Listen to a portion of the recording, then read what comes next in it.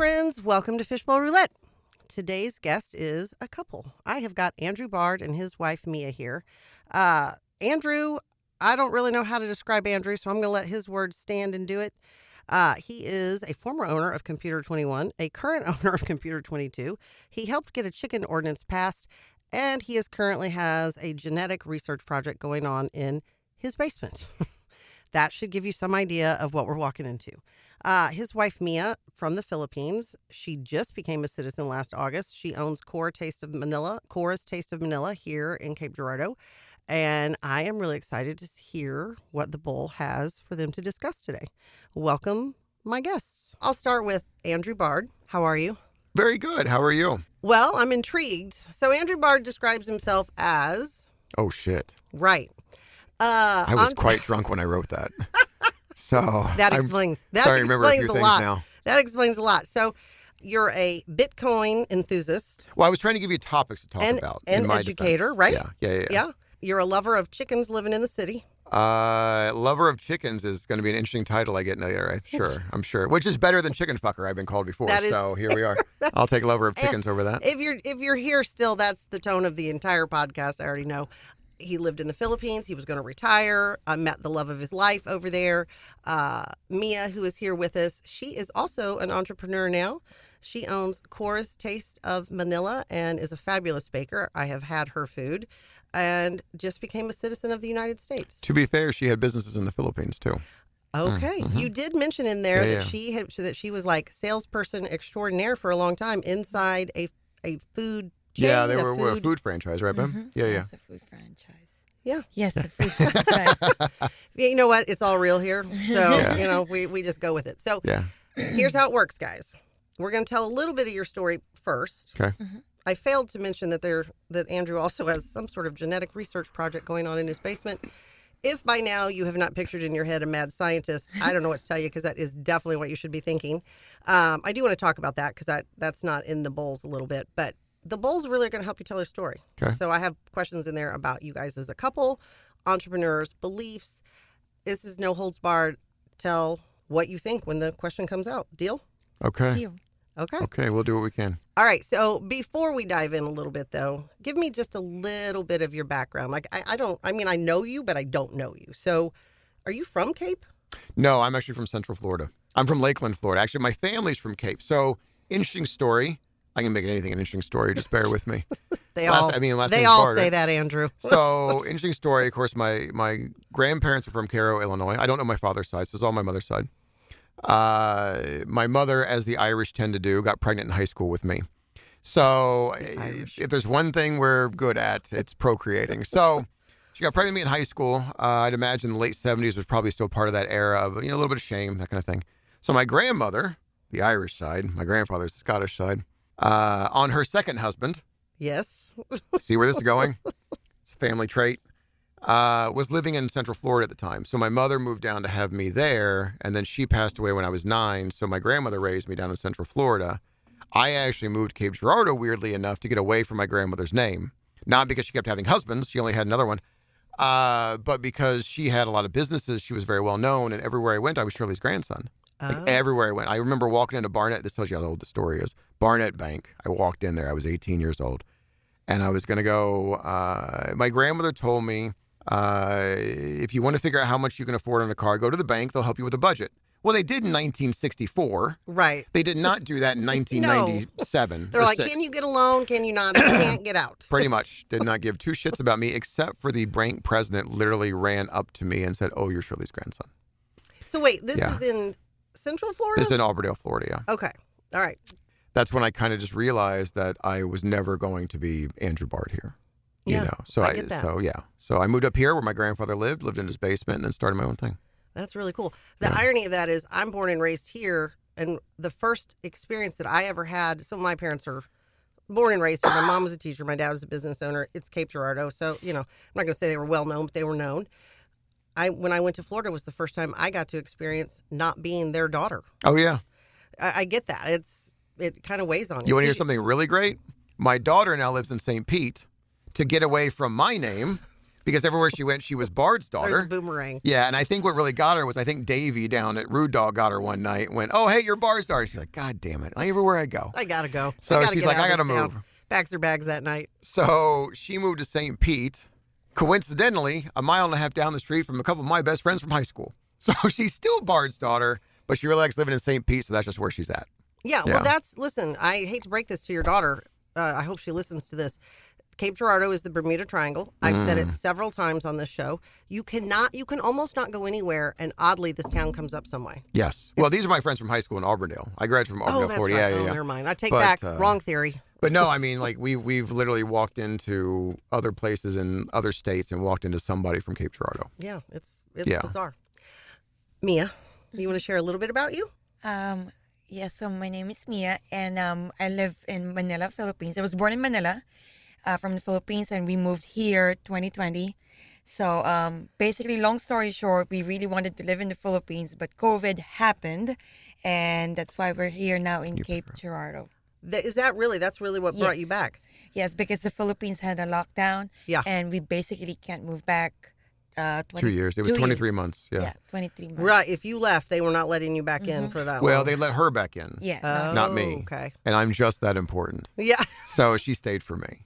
Yeah. But And- it was a better alternative anyway because Philippines was in a bigger lockdown than Oh here. yeah, in listen. Cape. During COVID, I was like, I don't know where a better place could be than Cape Girardeau during here because, I mean, I know COVID was real. I know there were some people here who had it very seriously, but other than like a 3-week stint, I don't know. And the schools, I don't really know what was grossly affected here. Well, the funny thing was she almost didn't get out of the Philippines. Oh. Yeah. So we were one of the last flights out of the Philippines. And she was a chance passenger because her dad he used to be head of security for Filipina Airlines. So she got on with them. When she got into San Francisco Airport, they pulled her twice. Homeland Security pulled her twice for questioning. Oh wow. She was by herself because I already had my own ticket, so I couldn't get her on my flight. I had a round trip. I just kept bumping up. You know what I mean? So that was my return flight. So that was already set in stone. So she had to go with her dad's on the chance passenger, and single Philippine, staying the entire 6 months. We went and just made it 6 months, and we could always shorten it if we needed to. It ended up being longer than 6 months. They almost didn't let her in the country, and by the time she got to Cape, she's covered in basically a hazmat suit. She's had no working water fountain, no vending machines are open. She's traveled for 40-something hours, no food, no water, no nothing. And she got here about 11 o'clock that night. I took her straight to Taco Bell. Welcome to America. Yeah. Thank you for all of your hard work in getting here. Yeah. Here's the Taco Bell that may or may not make you sick. Yeah. I mean, I love some Taco Bell, so. And the funny part was the lady in the drive-thru at Taco Bell, and I was like, no offense to anybody listening, but come on, you're working at Taco Bell. What are you worried about my wife being dressed up like a hazmat suit? But she wouldn't hand her the food. Really? And I looked at her and I said, do you think that's for your protection? Like she has something. Right. And I'm like, it's 11 o'clock at Taco Bell. Let me just go ahead and Let me be just take happy. the food. Thank Say you. we got our fucking food and let's move on. So yeah. That's amazing. Wow. Yeah. That's quite the introduction. Had you been to the United States before? Yeah. So when we met, me and Andrew met 2018, and we went to the U.S. 2019. Yeah, October 2019. October Just a few months Okay. before, yeah. Yeah. Yeah. Yeah. Yeah, I remember when you moved just because Brandon in the office that, of course, you just had lunch with today kind of was talking about it. And I was like, what? And he was like, yeah, he's going to retire. I said, huh? What? Done. Yeah, retired and then came back, well, which we'll get into here. So this question is not in there. What do you think the real reason was that you went to the Philippines? Do you believe in Kismet? Fate? Kind of. But really, I picked the Philippines because the Philippines to Southeast Asia is like Chicago to the U.S., meaning it's so connected to everything. It's a super cheap flight anywhere you want to go. Okay. Back then, I can't tell you what the prices are now. But back then, I could fly to Vietnam for $50. I could fly to Hong Kong for $60. You know what I mean? So Yeah. it was one of those. It gave me an option to travel Southeast Asia for fairly cheap. I could live somewhere that was 40% the cost of living of Cape Girardeau, which is already pretty cheap compared to the rest of the country. I didn't have enough money at 40 years old. I was 40. I didn't have enough money at 40 years old to live in the U.S. the rest of my life the way I wanted to live, but I could live there. You know what I mean? 40% cost of living. Everyone knows basic English. Like, it was super cheap. Our governments get along. I go missing. Maybe someone's going to go looking. You know what I mean? So, like, there's some things there. These are questions that's an interesting thing to think about. But yes, I guess that's important. I mean, at the end of the day, you didn't go to high school with them. That's why we left during college or during COVID. Like, they're super nice people. They're great people. They're friendly. They're helpful. They're religious. They're conservative. I mean, they're great people. But at the end of the day, if your kid's hungry, you didn't go to high school with me. I'm the one carrying groceries home. You know what I mean? I wouldn't even blame the guy for stealing my groceries to feed his kid. Yeah. You know what I mean? Yeah, I get it. So no, when COVID hit, I thought, let's go back where we know things are stable, things are good, where I know they're not going to worry what you look like versus what I look like here. You know what I mean? Yeah, and all that. different. So we came back here. Well, we're glad to have you. You say that now. I know. At the end, Let's check in. Let's check in at the end of the podcast. Yeah, see fair how enough. I feel then. Yeah. Okay, so you guys can start wherever you want. Guest bowl, beliefs. I'll be honest, I lost the lid to this one here in the last 5 minutes. I don't really know what's in there. And then we have another wild card. So there's 2 wild card situations happening here. You want to pick first? You go first. Are you sure? Yes. Okay. What's the first one? Guest bowl, which I think is really geared a lot towards entrepreneurship, but we'll see. Let's see what it says. Do you need my cheaters? Because normally I print bigger than that, and that is No, I'm good. As long as it's far enough away, I'm good. I've got a little old. I have to have cheaters. It's bad. Jesus Christ. What's the question? Read it out loud. How do you separate marriage from business? Yes. Well, I'm still paying her for sex, so there's that. No, I'm just kidding. No, I'm going to pay for that one. Yeah. You're going to pay. Yeah, I don't know about the other side. How do you separate marriage? I don't think we have. Honestly. I mean, she runs a bakery out of the house. I repair computers in the basement. Like, we can't get away from any of it. Do you guys commingle business ideas? Oh, yeah. Well, when we were in the Philippines, we had a company together. We had a corporation over there. So I moved over there in November of 2018. I met her literally weeks later. It would have been probably earlier had I not gotten dengue and she thought I was boring and she ignored me on Bumble. I say with much disdain in my voice. I hope you picked up. So I met her. Our first date was December 2nd. You didn't think I remember that, did you? That's my birthday. It's our first date. Oh, see, now that's kismet. We got married 2 years and 6 days later. And what was I talking about? Scooter. I was 40 years old and I'm not one to really sit. So I was trying to find something we can do. Like, what can I do in the Philippines that I can occupy my time? So we were sitting New Year's Day at Watering Hole, eating breakfast. And I thought, man, what kind of business could we do? Because she was self-employed. She had a bunch of businesses and all this other stuff. So like, it was perfect. And I saw a scooter go by, a little electric scooter go by. And I thought, shit, it fixes the traffic problem. It fixes the congestion problem. It gives people a way to work for cheap, $500, well, not cheap for them. I mean, that's a month's salary, but you know what I mean, compared to a car. And it solves the parking problem. We no longer have to have all these parking spots for all these cars that we can't fit anywhere. So we started working on that company, make a couple trips to Hong Kong, went over to China, negotiated contracts. In July 4 of 2019, we launched the product. So 6 months. Yeah. Wow. Yeah. Took 6 months to get the corporation going, to get all the legal stuff together, all that stuff, yeah. All right, can we back up for just 1 second? How did you all meet? Bumble. You did actually meet on Bumble. We did meet on Bumble, I thought you were kidding. No. Yeah, the dating app. Yeah. And then how, was this a story of when you met, you just clicked and it was game on? Or did you have to find it in your heart, Mia, to take on Baldy over here?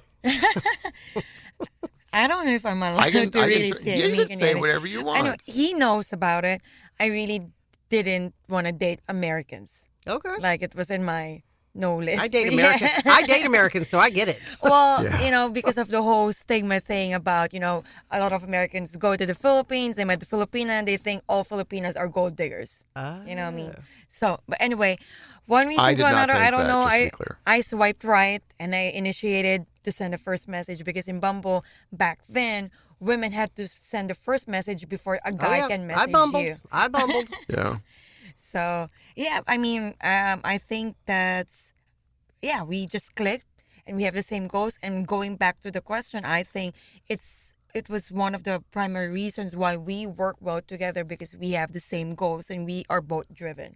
So even when we take vacation, we go to a coffee shop. Other people find it out that we still work during vacation, but that's just how we do it. We like to work, though. That's Yeah. the thing. I enjoy that. I enjoy solving problems. She enjoys making new things. She's creative. I'm engineering. You know what I mean? And we work very well. I think that's beautiful. It's so interesting. Like, there's so many people who have bought into this idea that work sucks and you have to hate your job, but it's okay because that's how it's supposed to be, and that's your paycheck and it pays for your life, but then you have to go get life in between the hours of 6 p.m. and 8 a.m. and then on weekends, and maybe you get to go on a vacation. So I think having a relationship and having businesses that you love to do all the time, but I'm bummed because I did say relationship and I did say love to do. You didn't even have anything to say to that, Bard. I can't believe it. I'm really trying to hope she forgets my paying for sex joke earlier. So no, I'm going to mention that at the end. That's coming back. Yeah. I think that's awesome. How did you get there? I don't think we had to do anything to get there. That's a weird thing. Like, I know people have asked us this before. Like, what kind of advice? It just works. It's really weird. She's the girl that when we woke up the next morning, I said, you don't have to leave if you don't want to. I just knew I didn't want her to leave. I didn't want her to leave. And I think it's hard to be attracted to somebody if you don't have the same ideals. I think a lot of people settle. Oh, yeah.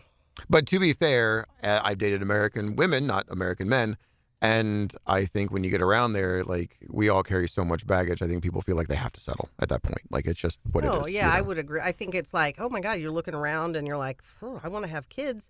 Hey, you over there, like, let's make this happen. I'm Irish. Let's get it going. Come on now. Let's hit it. Come on. I'm almost out of high school. Hit it and not quit it. And then, be unhappy. I mean, that's not everybody, but yeah, I don't disagree. And at some point, you've lived enough life where you kind of know what you're looking for, right? Yeah. You know it when you see it. But the funny thing is, I wasn't looking for anything. So what's crazy, and I have told other of my friends this, you are the fourth couple, the second on the show, but the fourth couple, actually, that's not true. Jeff and his wife, Megan Tyson, enjoy. Yeah, so you are the fourth on the show. They just knew. Yeah. They just met and knew. And I am going to go on the record and say the relationship that I have now, I knew that I was going to be with him as long as we have been and likely forever, even before I really fell in love with him. Like, I just knew that there was something that was the thing. Yeah. Like, so I'll tell you what really set me with her. We drove home at 3 o'clock in the morning in the Philippines, and this is going to be one of those stories that I'm not terribly proud of, but I'm kind of proud of. Quite drunk. However, we were only 3 blocks away. But anyway. Took us 12 hours to get home. Yeah. And it was 3 o'clock in the morning in BGC in Manila. And she's driving us back. She had the SUV. I didn't have any car or anything. And she jumped the curb, almost hit the guard. He thought it was hilarious, which I think is a testament to how friendly those people really are. Almost got mowed down. Inches from running him over, I would have popped your tires. I just would have been like something. And he thought it was hilarious. And we go upstairs and we passed out. I mean, that's the end of the story. That's legitimately the end of the story. But like, she just rolled with everything. It was easy. Everything. It was just life, and I just knew, Yeah. I mean, don't get me wrong. I had and I'm sure this is in the back of her head right now. I had my doubts at one point. And it wasn't doubt. It really wasn't doubt. It was a fear because every relationship here was terrible. It was great for the first few months, and then it was terrible. So you just when is the other shoe going to drop? Yeah, you get used to this idea that things are going to end up being shit. So you're like, the anxiety hits, and like she worked so well, so quick. My anxiety hit within a few weeks, and I tried everything I could to turn her away. Everything I could. And it was just a self-defense mechanism. Once I got past that, it's been great, I think. Don't talk. Don't. Your mic's off. This is where Bard leaves the room. Yeah. Just kidding. When he was doing all of his singing and dancing and tap dancing to try to push you off, did you know that that's what was happening? Or were you just like, okay, this is a new phase, but I'm going to roll with it, as he said? Not really, but because he was divorced before, I know that, it might be a part of it. And at the end of for me, I was at that point in my life, like, if this works out, this works out. If it doesn't, it doesn't. I don't want to force a relationship that is not meant to be, but it just worked out. Yeah. If it doesn't work, I'm hot. I'll find another American.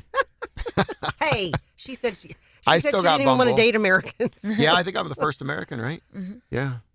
That's what she says now. I'm just kidding. Listen, I will live in my fantasies, all the fantasies she gives me.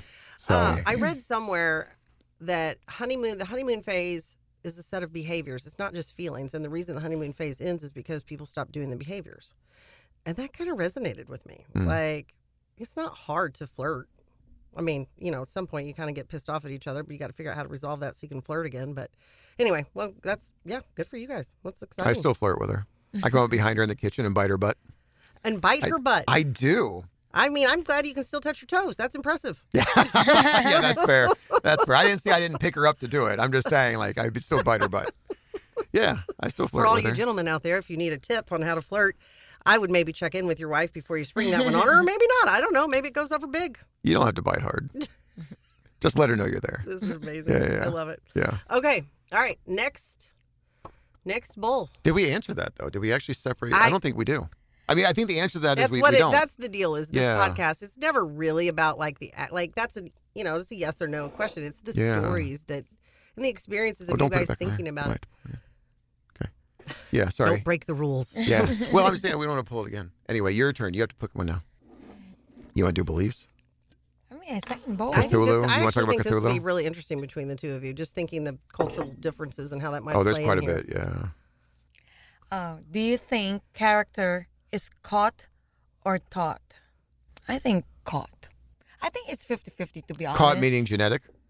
Yeah. Yeah, I think, Or with the people around you. Yeah, like nurture versus nature sort of question, right? Like, that's an interesting way that I've phrased that.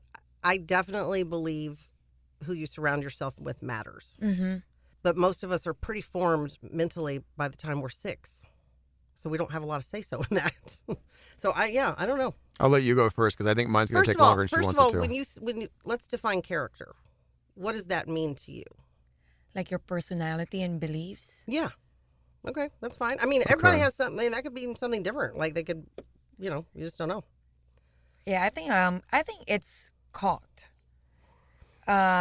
Who you surround yourself with. I mean, we have different beliefs. Like I do believe in law of attraction. Like what you surround yourself, what kind of energy you bring in, that's what you get. Like it's cause and effect. I believe in that for sure. So I think that, the people that you surround yourself with, you tend to be, like if you surround yourself with negative people, most likely you will be negative at one point as well. And if you surround yourself with all of this bad news all the time, then that's what you're focused on with your beliefs and attitude and your view outside.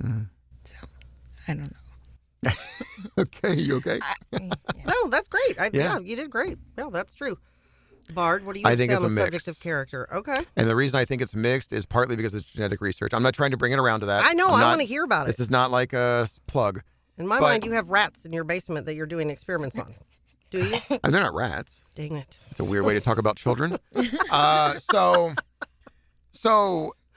So you have this, I think, a genetic component to character. Character is basically how you act and how you react to things, is how I look at character. Someone with good character will react in a positive way, and someone with bad character typically a negative way. But you can throw them in any situation, and they will work out their character through their actions.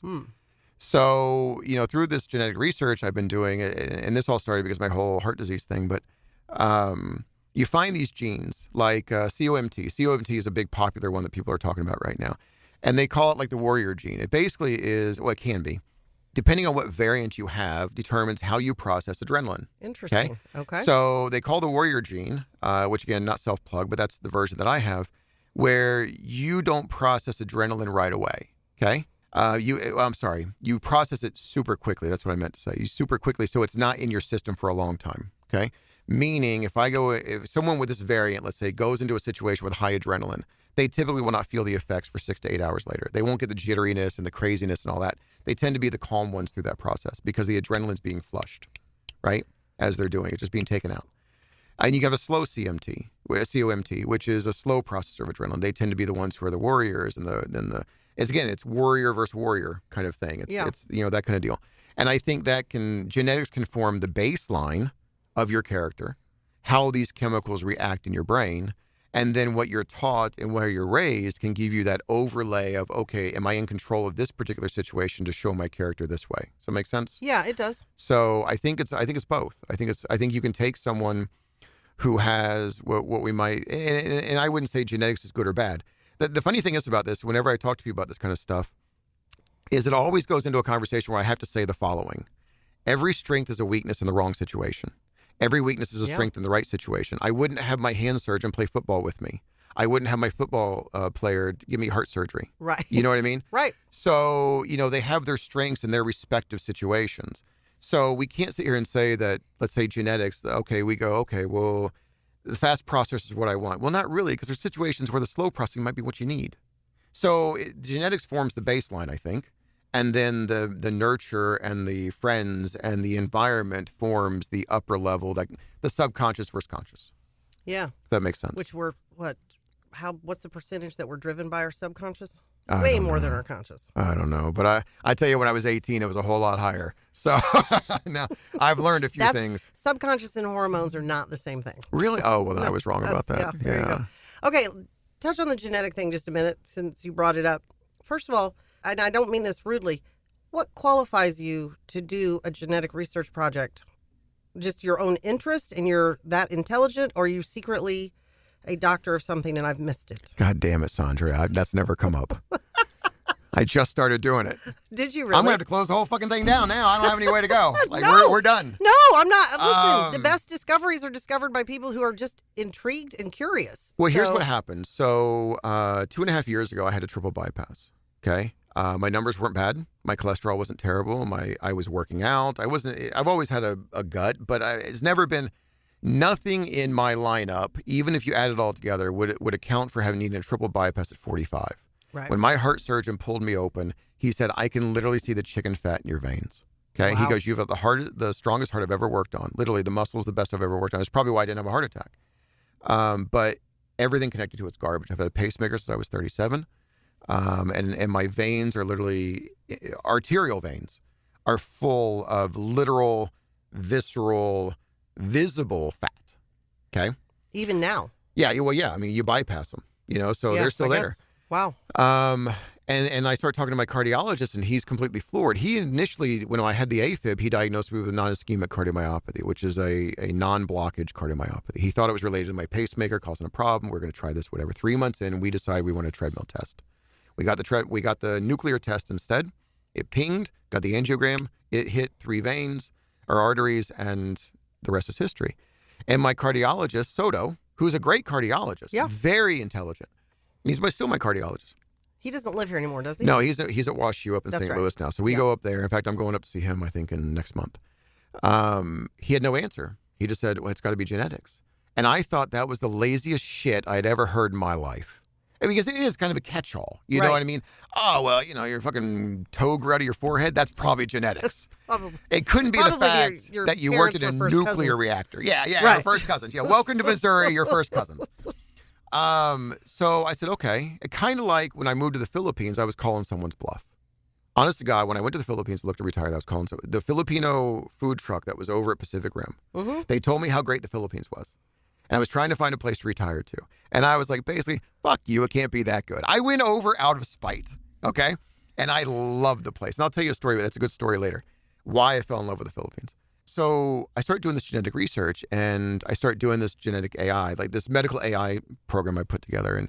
And I keep my supplements in there, my medications in there, and my symptoms, and now my genetic code. And I started seeing the power of this. One thing that happened recently, back in January, was, in August last year, they switched me to Crestor for my statin. About a month and a half later, I started having these twitches in my pinky fingers and around my eyelids. Oh, wow. And they would last for an hour after I woke up. They would last 2 hours, and the duration started increasing, but the intensity was not, okay?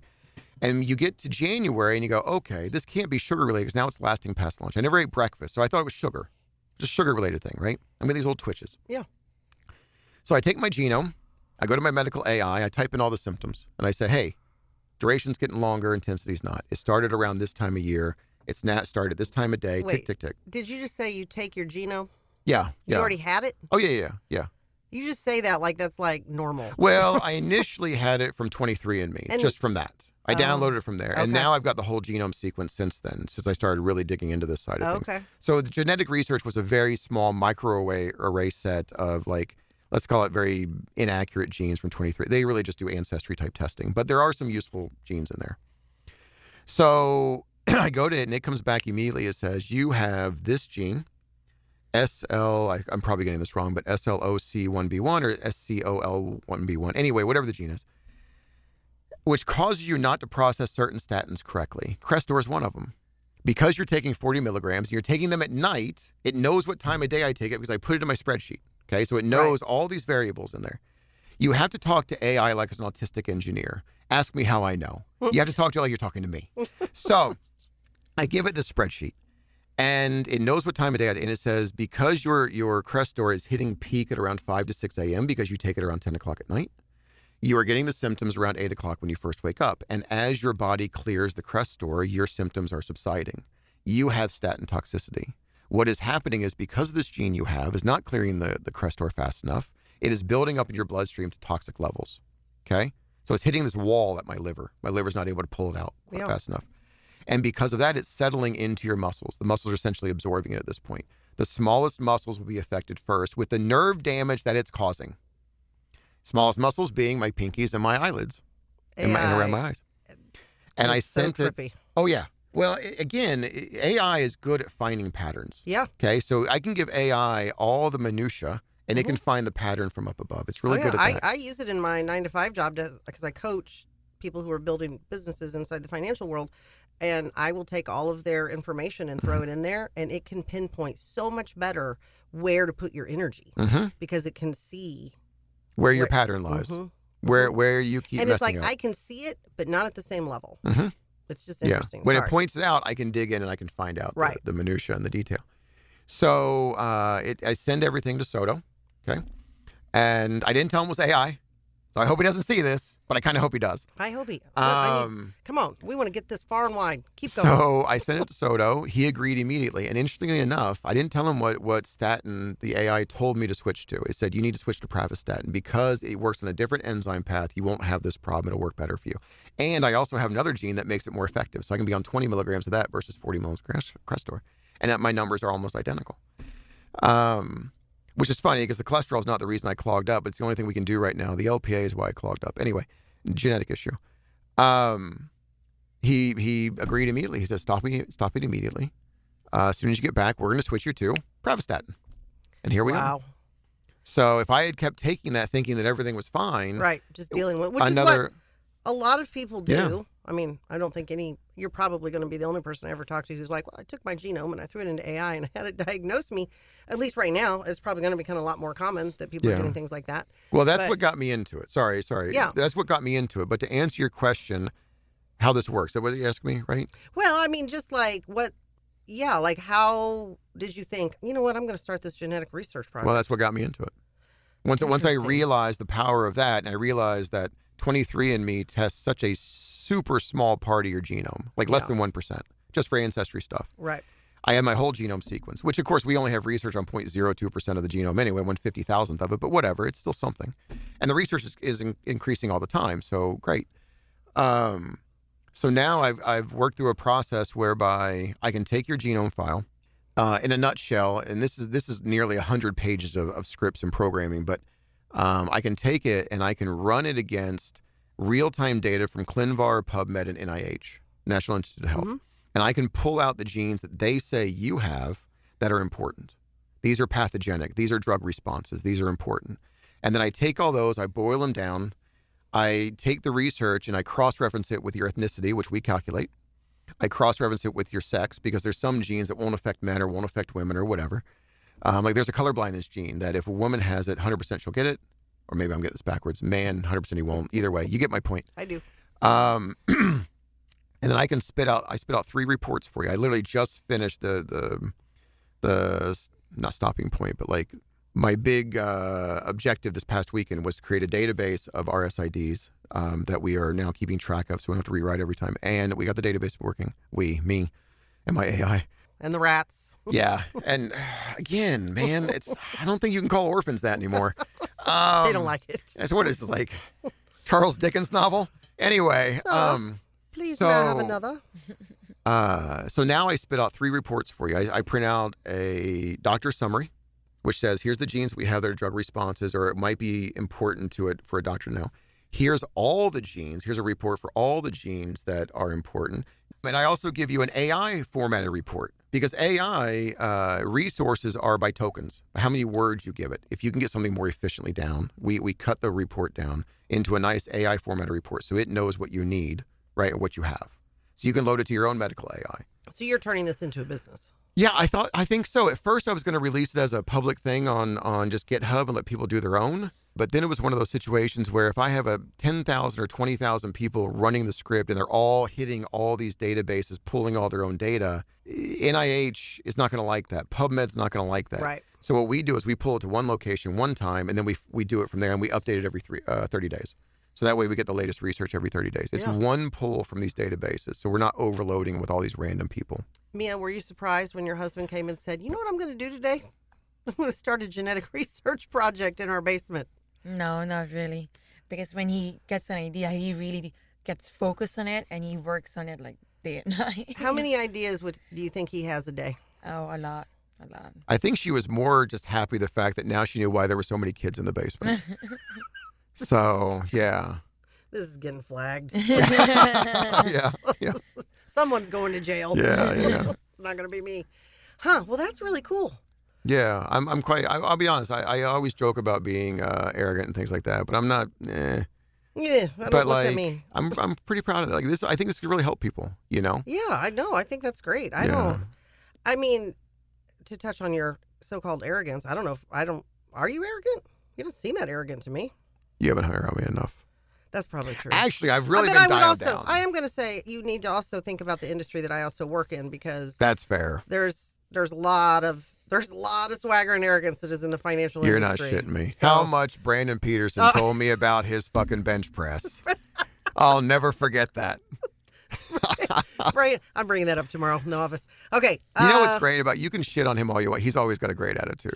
He is one of the most even-keeled. Yeah, he's one of my favorite people to shit on. Yeah. Yeah. Poor BP. Yeah. Poor BP. Yeah. No, he's always. If he gets his feathers ruffled, I'm like, something really, really bad has happened. Yeah, I've never seen that happen. Sometimes he'll get his back up against the wall. Sorry, BP, I'm telling secrets out of office, but very rarely. Yeah. And he handles himself very well, but it's so unusual that you notice it. Like, it doesn't take much for you to, like, notice, like, because he just doesn't get out of sorts. So his wife is probably like, that's not true. So, yeah, well, we're not going to let mine talk, so we're good. Yeah, I understand that. Yeah, I bet he never gets out of sorts, does he, Mia? She's like, I hear weird noises, like things getting thrown against the wall. Kids screaming, can I just have some water? That kind of thing, yeah. Okay. Recurring theme. Yeah, I know. When the police call me, I'm going to need your address. They probably already have it. I live right there. Yeah. They probably already have it, is my guess. So, okay, do we want to go for the unknown bowl? Yeah, I'm good with that. What made you believe this relationship was worth building across countries and cultures? Oh. Are these questions specifically for us? I don't think Pat Ketting had to deal with this question. They are specifically for you. Okay. I kind of tweak it. Honestly, it never was a concern. Well, it's funny when you were talking about the COVID experience and her almost not getting here and all of the things. That is a wild, what? And I was thinking, what was going through your head? Were you going to go back? Well, I didn't know that she got pulled twice. Oh. So, yeah, I mean, what's going on? I didn't really hear from her until obviously she's through there. So the problem we had was since she was on an on-call, we didn't know exactly when she was going to fly out. And I didn't know exactly when she was going to get through airport security. So I had no connecting flight ready for her. We were here in 6 hours in Chicago. I didn't know I couldn't get any reports out of San Francisco, so I didn't know. So by the time she got out of there, I think it was, 7 or 8 hours before I could even get her on a connecting flight. She had to go through Seattle, then down to Houston, up Chicago, down to Cape. That's why it was 40-something hours to get here. Well, everyone in the Philippines was panicking, but when I came here, it was just so relaxed. But at the end of the day, when we both decided to go back to the U.S., we thought, it's just only going to last a month or 3 months. We never expected to really last for And that's years. On me. I told her, I said 30 to 60, or 90 to 180 days, tops. Yeah, we'll be fine. We'll be fine. This shit'll be over. Right, yeah. What is it like for you? Inside that question is really you've left your home. Because I feel bad we can't answer that because I don't think it ever occurred to us, that question. Well, because you wanted to be together and so you just were going to be together. It just works. It's so natural. It's just I don't want she's to my use the other word half. sacrifice because although all relationships have some level of sacrifice, I guess, but for you, what was running through your head like when you realized, I think I'm American and live here now? It was still a shock because he knows that when we met. So some people think, oh, the American dream. I never had that because I was satisfied with my life in the Philippines, and again, I never expected to Doing very well for meet Philippines. and date an American. So it was all a rush during COVID, and I don't know, it just happened so fast. It just happened so fast. And sometimes when last 4th of July, I'm like, I'm really an American citizen now. And sometimes I still... you were about to be. Because you got it August 20th, remember? No, last 4th of July. Oh, this year. sorry. I meant, This yeah. year. A couple It is days in the ago. Yeah, past. sorry. She is correct. You are correct, sorry. Yeah, and sometimes I still catch myself like, I'm really living in the U.S., Yeah. But I think in a shallower level because we both speak English, and in the Philippines we have a lot of American influence. Like our newspapers are in English, our movies are in English. I think there was no culture shock. I mean, if he was like, for example, Spanish, and I would have to learn a new language. I would have to learn new types of food and stuff. Right. I think it would have been a little bit more difficult, but I think it was easy. And people in Cape that our closest friends here that became my family made it all easy. Because Americans are really very polite and very nice people and welcoming. I mean, for Cape. For Cape. Yeah, I've been, of course, like everybody else, watching all the World Cup stuff and like watching all of the people. And of course, but I guess I'm dumb because I didn't really know what the perception of Americans was outside of the country. That was so fun to watch because I was when I was watching those videos, I'm like, that's all I experienced when I first got here. Really? Yeah. So do you mind sharing a little bit about that? Well, like when we went to Walmart, because you only see these grocery stores in movies. Right. Like the red standard barn that you guys have here, you only see it in storybooks and films, and like, oh, it's really a red style Like that's barn. real. That's not made up. Yeah. Yeah, interesting. And the refillable unlimited drinks you guys have here. The diabetes. Yeah. You're like, oh yeah, you can get Coke multiple times. You want to tell them about your first couple times in Walmart and the guy at the egg counter and all that? Oh, yeah, go ahead. So I thought it was pretty funny, but I think everything's fucking funny. So here we are.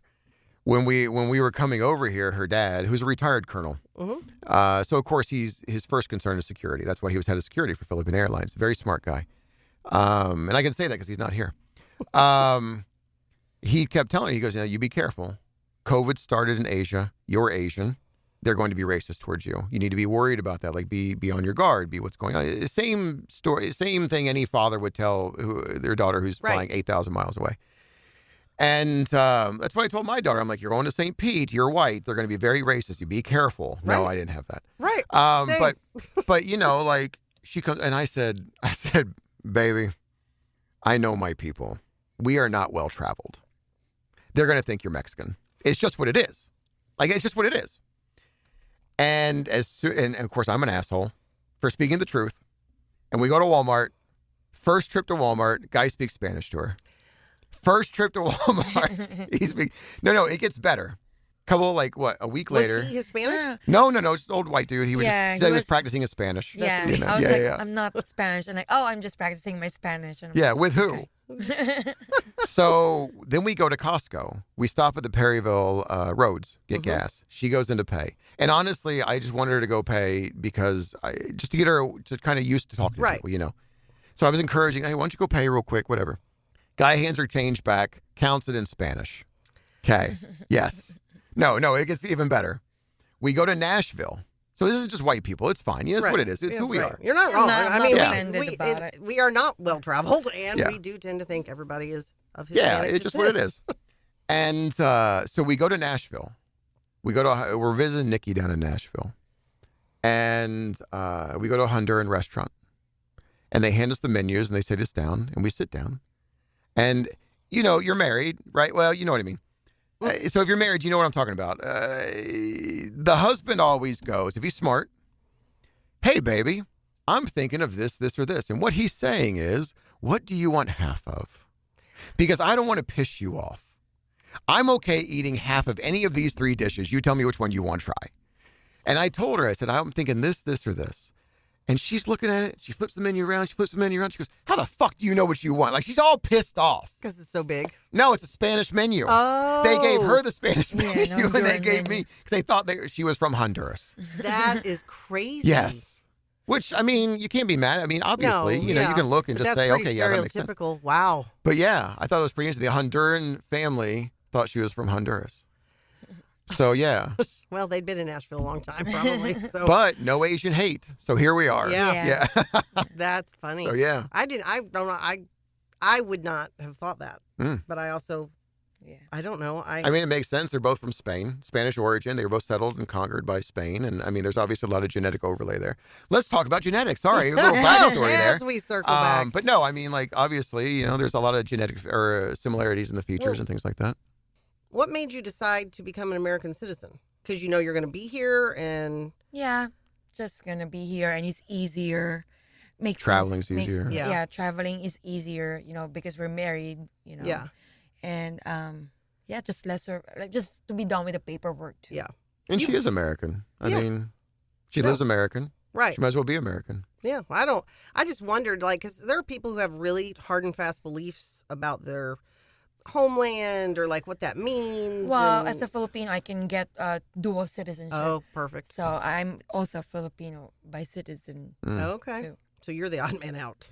That's fair. Yeah, in a lot of ways. Yeah, I haven't lived that my entire life. Interesting. Well, good for you. Yeah, I remember seeing it on social media, and I thought, wow, because I've known a few other people that have immigrated, and their path was not as easy or as short as yours, because there's a lot of if you make a mistake, don't you go back to zero? You get 3 tries. I did all the paperwork. We didn't have a lawyer involved. It took us 4 years and 7 months. I think COVID. Well, I lied then. That's a pretty long time. Well, but that's the time from the time we applied for her green card all the way through to citizenship. Okay. So, you know, it's everything. Like I said, I did all the paperwork and I screwed up the financials, you know, twice. Just because I got kind of lazy. I didn't want to pull, you know, the appraisal of this property and whenever you don't have anything in cash, it's really hard to prove what you have. You know what I mean? Like, especially when a big chunk's in Bitcoin and things like that. So I had to get creative on that. And finally, I don't know if this is what worked or the other tactic worked, but what I finally did was I printed off the appraisals and all the loan docs for every property we had and every tax return. My average tax return was like 87 pages, literally 87 pages. Ugh. And just because all these little LLCs and, you know, you get all these, again, I get a million ideas. So I might do $3,000 in business in this LLC and you know what I mean? Right. So I'm not trying to brag about my tax return, but anyway. Humble brag. Yeah, humble brag. Here I am. You know, paying my accountant. $50,000 return probably. You're welcome. Yeah, probably paying my accountant $6,000 to do my taxes on an LLC I made $200 on. But anyway, because I just have too many fucking ideas. Yeah. And so I printed everything off, and it was literally like a ream and a half of paper. Holy cow. So I handed it to him, the whole stack, and I thought, well, you know what? Either A, they're going to give up, or B, they're going to kick it back. And we got past at that point. That's awesome. It was a stack. It was like 3.5 inches, 4 inches thick. Yeah, that's really cool. Yeah. Well, congratulations. Thank you for sharing all of that. Thank you. That's personal, seems like. So, okay. We have, it says wild card. I'll be honest with you. I don't think that it's that wild. Okay. It might be. We don't know. If I was a Twinkie, what would you... If you were a Twinkie. You remember that off the dating show or something like that? The dating That was show. literally a question. Like, if I was a Twinkie, what would you fill me with? Show. Yeah. I need to find the right person to do just like a spicy podcast episode and just... I'm right here, Sandra. I'm everything you've ever wanted. Well, your wife is so nice. I don't know what. Oh, wait, hold on. What's it say? If you could master one skill together, what would it be? I'm scared to death of this answer. If we could master one skill together, listening. That's probably the best answer for you. Yeah. You should learn Tagalog. You should learn my language. So. I would if they wouldn't make up words all the time. They literally just string new words together, and it's like, I don't know what you're talking about anymore. I mean, isn't English one of the hardest languages to learn because we have 5 bazillion words that mean the same thing? Well, I don't know. I seem to be doing fine with it. But, you know, I have a story for that. The reason why I don't learn Tagalog, I have not. Remember this? When we were running the business, we were laying in bed, and I had somebody message me with a tech support question. So, again, she handled the marketing of the corporation. I handled the engineering and the repairs and things and the product design. And this guy was messaging with questions. And he started out in English, and I was helping him with this, helping him with that. Oh, well, maybe if we tighten this, you know, move that kind of thing. And he starts speaking in Taglish, which is a mixture of Tagalog and English. I was like, okay, I'm still kind of following. Then for some fucking reason, he just switches to Tagalog. Like, where in here did I give you the impression I know Tagalog?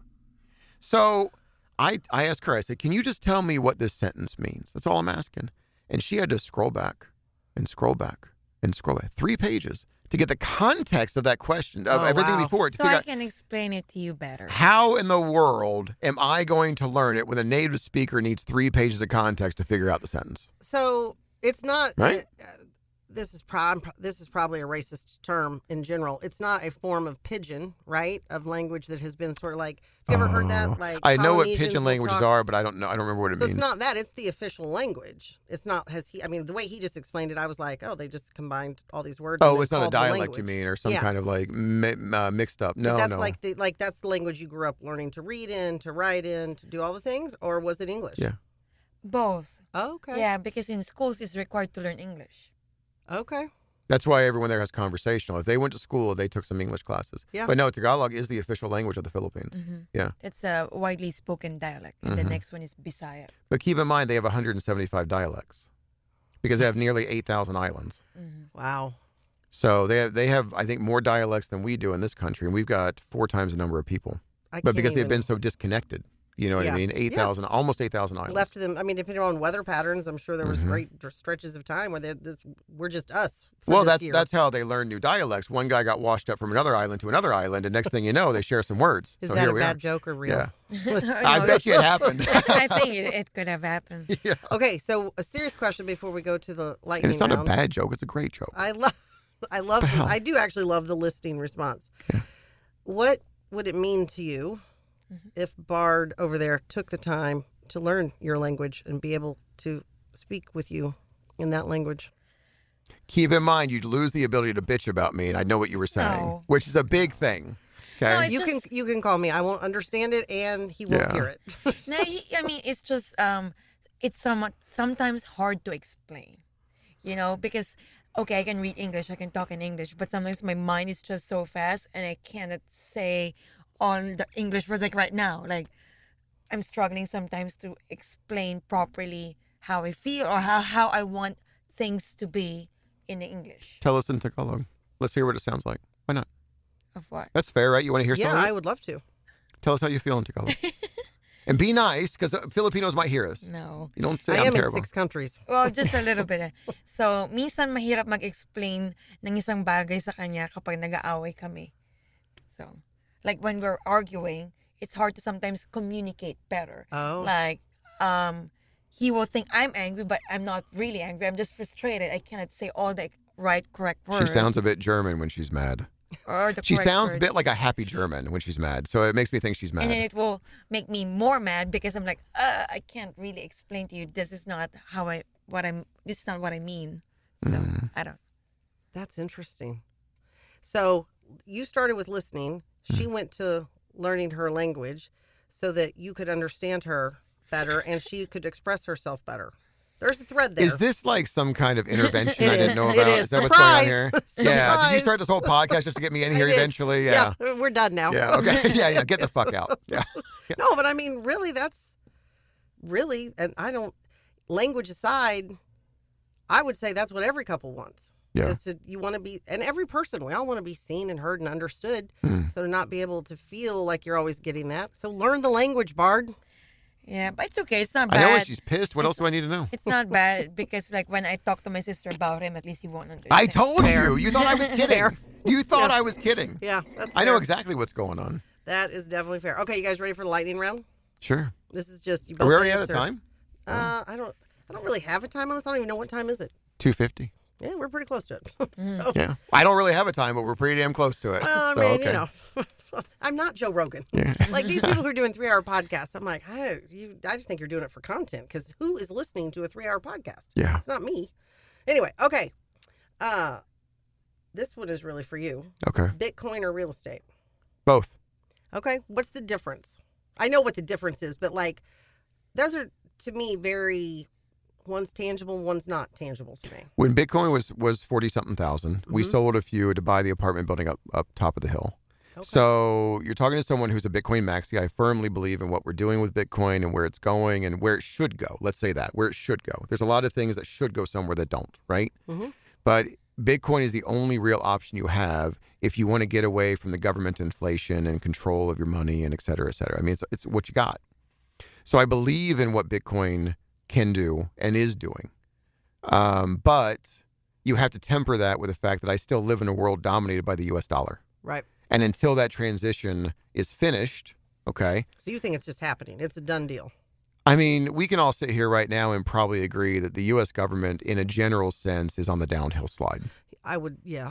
So where do you think the dollar is going to go that's backed by the U.S. government? We literally have, when COVID started, we had $11 trillion worth of dollars in the worldwide circulating liquid currency, right? Just circulating. We have over 26 trillion now. Oh my God. And that is in what, 5 years, 6 years, something like that? And it's happened because the government has decided it's going to happen. So if you want to get away from that, what option do you have? However, again, having to live in that world right now, okay, we still bought the apartment building up top and we still manage some real estate and we have a cabin that we do on Airbnb and that kind of thing. You know, we still have to have dollars. Right. So with us, we're split between those worlds. Interesting. I don't think it's a good idea to put all of everything you have in anything. Right. You know, I mean, that's, yeah. So to us, it's not a 1 or a 0. Yeah. You know. Did you know anything about Bitcoin before you met Andrew over here? No. Do you know anything now, or do you just trust him? You do. Yeah, okay. I mean that. I mean, there's, some people just don't want to learn about stuff like that. I mean, like him, like it's better to put in, diversify yourself. So when he told me first about it, Bitcoin was at 11 grand. I think 11 or 12 grand. Yeah. Anyway, he was like, "Oh, do you have $1,000 extra lying around that you want to invest?" I'm like, "Sure, why not?" And then that was an 11,000 before, and now it's at 64, 62, something so like that. Still not a bad investment. Yes, it's fluctuating, but it's better than just putting your money in the bank. For sure. But keep in mind, and I love that, but my problem with people look at it like that is that you're just fighting over the same dollars we know are losing value constantly. Yeah. We're sitting here with a stock market. Historically, the stock market was at a price to earnings ratio of about 18 to 20. You know this. You work in the financial world. We are now sitting at around 45. So if I put a $45 into a share of stock, I'm basically buying $1 worth of profit. I used to put $18 in and buy $1 worth of profit. So where is that going to go? Are we just at that number now because of the inflation? Okay, is it just how it's going to be? Or are we going to normalize back down to 18 and find ourselves in a 70% sell-off at some point? But then those dollars have to go somewhere because they were sold off and they were, accumulated and everything else. So this inflation has changed things a lot. Oh. And it's changed it in a good way for Bitcoin because now we have more countries talking about why are we relying on the U.S. dollar that used to be so stable. Now we've seen the cracks in the system. Now we've seen that if some guy over here decides we need to have our money devalued by 50%, they're going to do it. Why wouldn't we move to a system that's based on math and you can't change the rules? That's what Bitcoin is. Bitcoin is an intangible, immutable public ledger. You can see everything going in and out, everything that's happening, right? And you cannot change the rules. There can only be 21 million Bitcoin in the system. Actually, technically, it's slightly less than that, but we'll say 21 million Bitcoin in the system, period. So if you want away from someone controlling, I would rather have a system that I know how it works, and it has to work that way because if you change something in the system, you now become your own coin. Bitcoin Gold came from that. Bitcoin SV came from that. If you change any rule in the system kicks you out into your own coin. You are now your own network. So that's where the spinoffs came. Because for a lot of reasons, I don't know a lot, or I know almost nothing. I have a YouTube channel, with all my college classes level that I taught. Where is it? You look at My Crypto, MyCrypto Guru, GURU. Okay. It's on YouTube. Yeah. For anybody who wants to learn a little bit more. And it's literally just every class. It's numbered all the way through. You can see the presentation I did for the economics department, SEMO, a few years back. And it explains everything from start to finish. I wrote that class for my friends who were car dealers. If they can fucking learn it, you'll be fine. Okay? So no shade to car dealers. Yeah, no. I literally just had lunch with one yesterday. And he listened to me and retired 2 years after I did. He's 49 now. He retired 2 years after I did, 42. Is that... Jason Tote. Yeah. Yeah. Yeah, I was like, it's got to be him. I don't know him. I'm Facebook friends with him. Yeah. But I don't know him. So Now he has interesting. too much time on his hands. But Yeah, we all know that. Is he traveling? Yeah. Doing- Well, he's living in Gulfport now, yeah. Oh, okay. Yeah. Well, Yeah. every now But and he's then got a pops up. condo in Mexico that he's waiting to be finished, and yeah, he's going to do that. We'll go visit him down there and I all mean, that. good for him. Good Yeah. for you for teaching that. Okay, so I'm terrible with the lightning round. Coffee or tea? Coffee. It really depends on my mood. Of course. I'm a multifaceted creature. You are. You really are. But mostly coffee. Who's going to survive on a deserted island? Oh, him. He's a prepper. Yeah, but you'll eat Without bugs. question. Oh yeah, I'm more probably that. I mean, I'm from a third world country, so I think I can make things work. Yeah. Yeah. I don't think I would not be. What was the movie? Wilson. You literally just said deserted island. She grew up on 8,000 islands. Yeah, I no, feel like they weren't that's really deserted. geared to her. They weren't deserted. Yeah, fair. I But mean, she did just leave very Starbucks populated. a minute ago, so there's that. Very populated. One word for your marriage. Oh, it's fucking great. That's 2 words. Yeah, well, put an You said it apostrophe like in there. one. Okay, Hyphenate fucking- it. Hyphenate it. I'm going with that. Would you like to add your own word? I can plug my ears. It's fine. Testing. Oh, No, yeah. Trial. Great. Amazing. Great. That's good. Yeah, that's awesome. I mean, we have our moments. Don't get me wrong. Like, Yeah. we're presenting our Facebook side, but like we have our times where we argue and fight and everything else. Don't you get things. can't- And You don't live with another person. I mean, I live with myself all the time, and I still have times even just with me. You know, like I'm just Jesus, I'm getting tired of this woman. right. I'm like, what am I doing? Like, Yeah. what is wrong with you? Go to bed. Like, go to bed already. Who apologizes first? I do. You think so? I think this goes back to listening. That might be true. Yeah, that might be true. That might be true in general. Yeah. Like, well, one of our rules is like nobody goes to bed angry as much as possible. Yeah, I think that's a good rule. I did hear somebody say one time, they're like, we don't believe in that because usually you're exhausted and whatever, and then you can just wake up in the morning and you're over And it. I'm an You're usually over it. overthinker. You're usually over it by that time anyway. And I'm like, I can kind of see both sides. Yeah, You know what we do whenever I'm an we're, overthinker too. we're too tired to deal with it or give a shit anymore and we want to go to bed mad? I just cuddle up and she'll fight me and Yeah. I'll just hold her and Yeah. I'll big spoon her and then we just usually fall asleep. Yeah. And we don't say anything. There's no apologies, but it's hard to be mad when someone's holding on to you. So yeah, I just use the fact that I am bigger than her and more powerful than her to hold her down and make her go to sleep. Yeah, that's Does why that make everyone comfortable? Yeah, that's why we choose the bear. Yeah. Marge. That's why women choose the bear. Yep. That's why Everything I'm not you allowed to just shave my said. chest anymore. Oh Lord. So yeah, Lordy. or back actually. I mean, that was great. Thank you. Thank you. We're all done? Yeah. I got like 60 more questions in these We'll jars. go through them all. Okay. Did you enjoy the experience? Yeah, I had a good time. Who do you think would make another great guest? Ooh. They don't have to live here. I'm figuring that out, but Relationships advice? anything. Man. It could be a couple, it could be somebody fascinating, it could be somebody that's like flies under the I don't care who it is. I think people are fascinating. And I love the ability to help people share that. I'm trying to think of the most interesting people I know, but they don't talk much. Well, I was going to say the line's as big as Brad can talk about tequila to bikes. And Oh, then yeah, he'll do that their all day. relationship. But the problem is that you have to ask him questions and you have to respond to him, which means you have to listen to you for 5 seconds. So, and I hope Brad heard me say that. Brad who? Brad Hines. I Yeah. don't- Yeah, oh, Cat Daddy. Kellison. Yeah, Yeah, yeah, Cat Kellison, Daddy. yeah. She's cool. I don't know him. I've not met him to my knowledge. I'll tell you, he's had a pretty interesting life. Is Chris, guy who bought our White House across the street. Hmm. Yeah, Okay. he's retired. He lived in Texas. He's an electrical engineer. Or if you want another foreign person, our great friend Delasha, she's from Nepal. Oh, that'd be a Studied good in one. Yeah. SEMO. Okay. Yeah. And Well, we're she- going to talk about this, but I just have decided to start asking my guests at the end, like, you've experienced it, you know what it is, like, who would be good, you know, who would enjoy this.